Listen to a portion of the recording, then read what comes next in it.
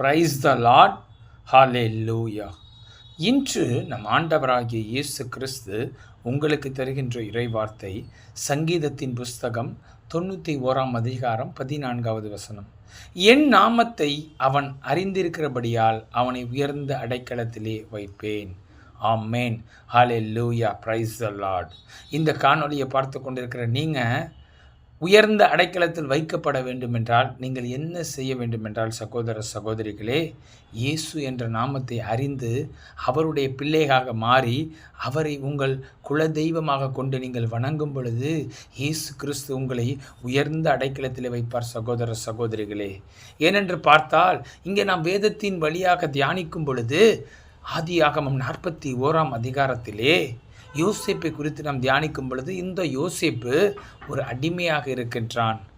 அப்பொழுது பார்வோனுக்கு கனவு வந்த பிறகு பார்வோன் சொல்கின்றான், நான் ஒரு சொப்பனத்தை கண்டேன், அதன் அர்த்தத்தை உன்னால் சொல்ல முடியும் என்று நான் கேள்விப்படுகிறேன் என்று சொன்ன பொழுது யோசேப்பு சொல்கின்றான், ஆதியாகமம் 41 அதிகாரம் 16வது வசனத்திலே, நான் அல்ல, தேவனே பார்வோனுக்கு மங்கள வார்த்தை சொல்வாராக என்று சொல்லி அவன் தன்னை அல்ல தேவனையே உயர்த்துகின்றான்.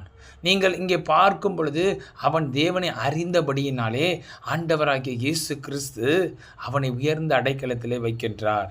அந்த கனவுக்கான விளக்கத்தை இந்த யோசேப்பு சொன்ன பிறகு இந்த பார்வோன் எகிப்து தேசம் முழுமைக்கும் இந்த யோசேப்பை அதிகாரியாக வைக்கின்றான் என்று ஆதியாகமம் 41 அதிகாரம் 43 நாம் படிக்கின்றோம். சகோதர சகோதரிகளே, இந்த வசனத்தின் படியாக நாம் பார்க்கும் பொழுது அவன் என் நாமத்தை அறிந்திருக்கிறபடியால் அவனை உயர்ந்த அடைக்கலத்தில் வைப்பேன் என்று நாம் படிக்கின்றோம்.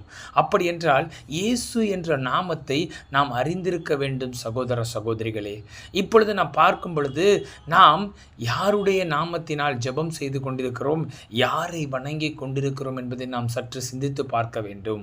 இயேசு என்ற வல்லமை உள்ள தேவனை மாத்திரமே நாம் வணங்குவர்களாக நாம் இருக்க வேண்டும். சகோதர சகோதரிகளே, பிதா, குமாரன், பரிசுத்த ஆவி என்ற திரியேக தேவனை மாத்திரமே வணங்கி அவருக்கே ஆராதனை செய்து அவர் நாமத்தை அறிந்து கர்த்தரை அறிகிற அறிவை நாம் பெற்றுக்கொள்ளும் பொழுது இந்த யோசேப்பை உயர்ந்த அடைக்கலத்தில் வைத்த தேவன் இன்று உங்களையும் உயர்ந்த அடைக்கலத்தில் வைக்கப் போகின்றார். நீங்கள் இன்று ஒரு பிரதிஷ்டை செய்து கொள்ளுங்கள். சகோதரர்களே, நான் இயேசு கிறிஸ்துவை மாத்திரமே வணங்கி அவரையே என் குலதெய்வமாக ஏற்றுக்கொள்வேன் என்று நீங்கள் பிரதிஷ்டை செய்து அவரை நீங்கள் வணங்கும் பொழுது உங்களை இயேசு கிறிஸ்து உயர்ந்த அடைக்கலத்திலே வைப்பார். நாம் இயேசுவை நோக்கி ஜெபிப்போமா? ஸ்தோத்திரம் தகப்பனை, துதிக்கிறோம் அப்பா. அப்பா, இந்த காணொலியை பார்த்து கொண்டிருக்கிற பிள்ளைகளை நீங்கள் உயர்ந்த அடைக்கலத்தில் வைக்கப் போவதற்காக நன்றி செலுத்துகிறோம் தகப்பனே. நீரே பொறுப்படுத்த வழி நடத்தும். இயேசுவின் நாமத்தில் ஜெபிக்கிறோம் பிதா.